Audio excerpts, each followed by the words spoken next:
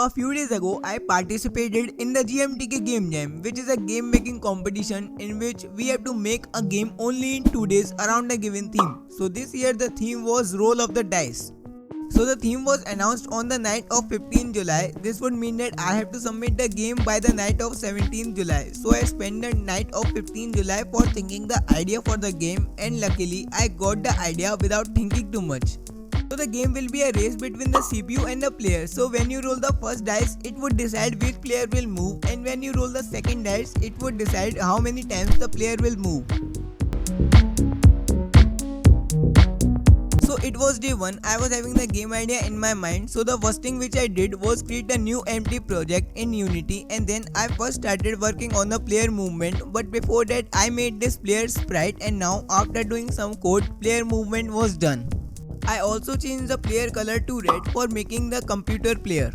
For making maps, I used tile maps, which made it a very easy task. It was a time to work on core mechanics of the game, so I made these dice sprite, and now after doing some more code, it was also working fine. I also added a few details like this dice rolling animation and this thing which will tell which player will move and how many times will it move. So now I started doing the most challenging task of the game, and that was of making the CPU AI. And you won't believe me, this task was really challenging. I spent a whole day and tried a lot of different things, but nothing worked out fine for me. Well, this was the end for day 1, and there was still many things to do for day 2.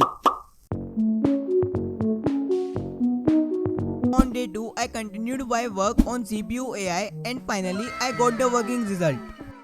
Now I quickly made this main menu, and let me tell you, I would not be able to add more features because of lack of time. I also made this flag sprite, which will be the finishing point, and the one who will reach here first will win. I also made these 3 maps, and now when you will click on play, a random map out of these 3 will come. So the 80% of the game was done. Now it was a time to work on game audio. So after spending an hour on the game sounds like this.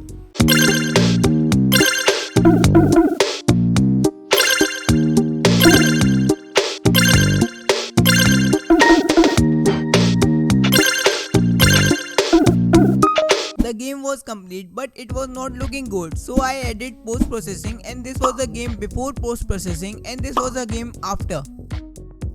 And now the game was actually complete. I submitted the game just before the deadline, and now you can play it as well.